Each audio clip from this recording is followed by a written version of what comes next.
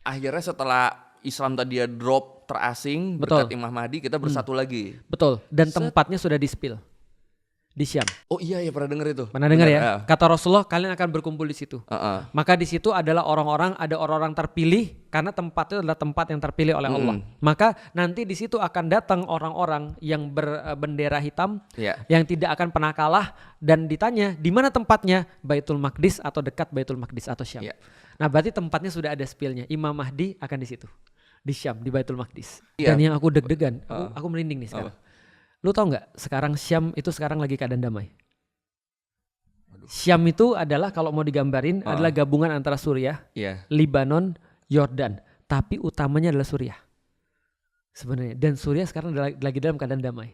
Dan lu tau yang lebih merinding lagi apa? Aku baru baca, aku nggak tahu aku dari mana, tapi aku baru baca satu hadis ini. Dan hadis ini statusnya sahih menurut beberapa ulama, tapi menurut beberapa yang lain hasan. Menurut beberapa ulama lagi doif atau lemah. Tapi ini hadisnya ada. Nih coba ya. Dari Ali bin Abu Thalib, bahwasanya Rasul pernah berkata pada Ali, nanti akan muncul kekacauan dan bencana besar di Syam.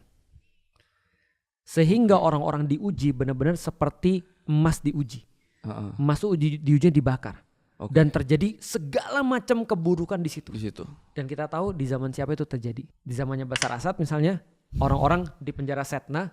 Oh iya. Itu udah ngeri banget tuh. Iya benar.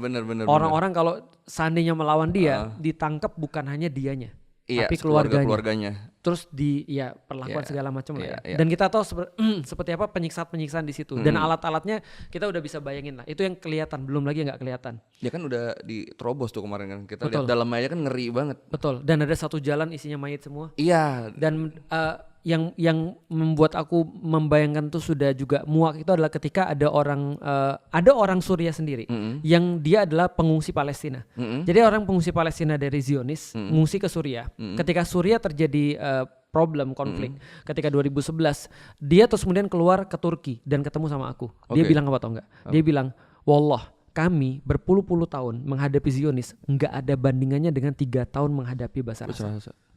Dia bilang itu jauh lebih parah. Dia bilang, itu orang Palestina yang ngomong. Nah artinya di Syam itu kata Rasulullah akan terjadi bencana besar.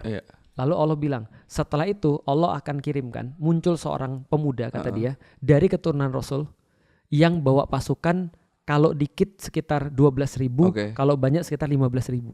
Detail banget. Dan dalam hadis yang lain, dia berbendera putih. Dan itu matching dengan pemimpin Suriah sekarang.